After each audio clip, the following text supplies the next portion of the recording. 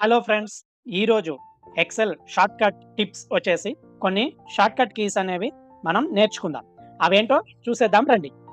So, ఇప్పుడిక్కడ data ఉంది.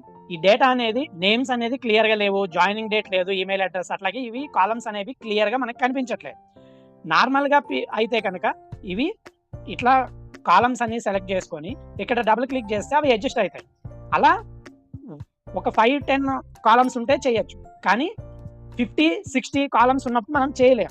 దానికోసం ఏం చేస్తాము అంటే కంట్రోల్ స్పేస్ బార్ కొట్టి, కంట్రోల్ షిఫ్ట్ రైట్ యారో కొడితే ఎక్కడి వరకు అయితే కాలమ్ డేటా ఉందో అక్కడి వరకు మొత్తం సెలెక్ట్ అయిపోతుంది.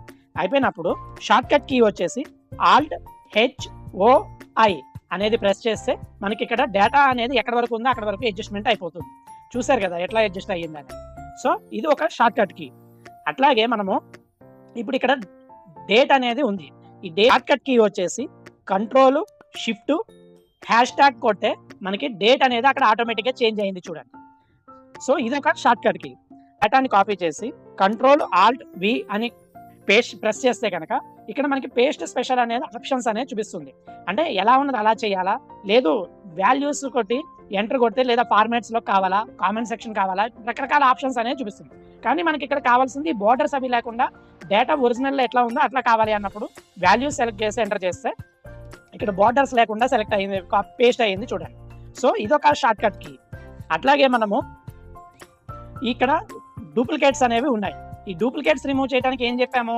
ఈ కంట్రోల్ ఏ సెలెక్ట్ చేసి ఆల్ట్ ఏఎం అని సెలెక్ట్ చేసి ఇక్కడ రిమూవ్ డూప్లికేట్ ఆప్షన్ అనేది పాపప్ వచ్చింది చూడండి. ఇక్కడ ఓకే కొడితే కనుక 4 డూప్లికేట్స్ ఉన్నాయి రిమూవ్ అయిపోతుంది. సో, ఇదొక షార్ట్‌కట్ కీ అనేది. అట్లాగే నెక్స్ట్ మనం ఇందులో ఏదన్నా రీప్లేస్ చేయాలి అనుకుంటే గనక షార్ట్‌కట్ కీ వచ్చేసి కంట్రోల్ హెచ్.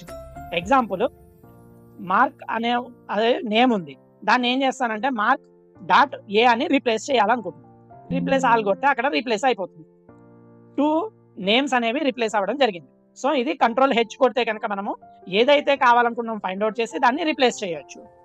మనకి ఈ డేటా అనేది పివోట్ టేబుల్‌లోకి కన్వర్ట్ అవ్వాలి అంటే గనక షార్ట్‌కట్ కీ వచ్చేసి ఆల్ట్ ఎన్‌వి అని ప్రెస్ చేస్తే ఈ పివోట్ ఆప్షన్ అనేది చూపిస్తుంది. ఇక్కడ ఓకే చేస్తే కనుక పివోట్ టేబుల్ అనేది ఇన్సర్ట్ అయిపోతుంది.